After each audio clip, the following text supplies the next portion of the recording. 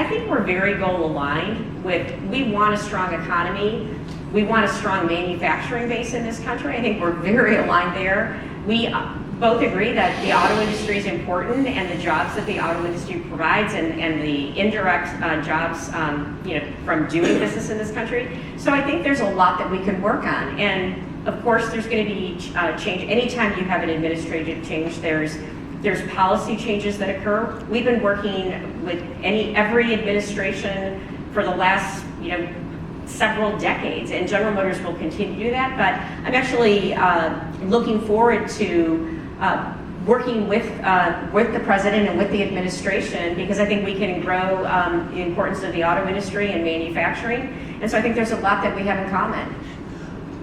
I'm curious, you have experience with both Trump and Biden now. What is it like to deal with Trump behind the scenes? Maybe you can share a little bit. How is it different perhaps than dealing with the Biden administration?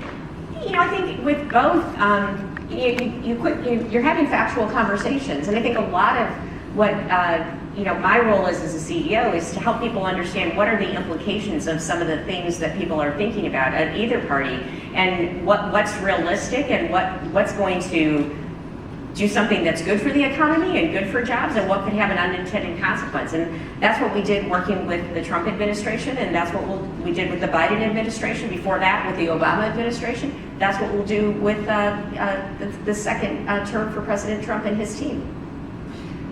I have to ask you about Elon Musk. Is Elon going to be a good ambassador for the auto industry, or do you worry that he's out to do what's best for Tesla and not necessarily the rest of of the automakers? Well, I can't really speak to his intentions, and I know what I read in the paper. I mean, I do know Elon, and he and I have talked on a number of occasions, but I think if you look at some of the bureaucracy and regulations that are impacting many, many industries, there is ample room to have streamlined processes. I mean, permitting is one example where right now the permitting process is done very serially. So it's like, instead of no one's trying to do something that's not right for the environment or not right for the community, but if everything has to be done in series as opposed to done in parallel, that's when you find you're in a situation where it takes you 10 years to get the permits approved to do something. I think there's room where we can make the processes still accomplish the goal, but much more efficient, and allow, again, jobs to happen, companies to succeed. So I think there's a lot of merit in what's going on. I can't speak to what his complete priorities are going to be, but this is where, again, I feel very confident that the Trump administration really recognizes the importance of the entire industry.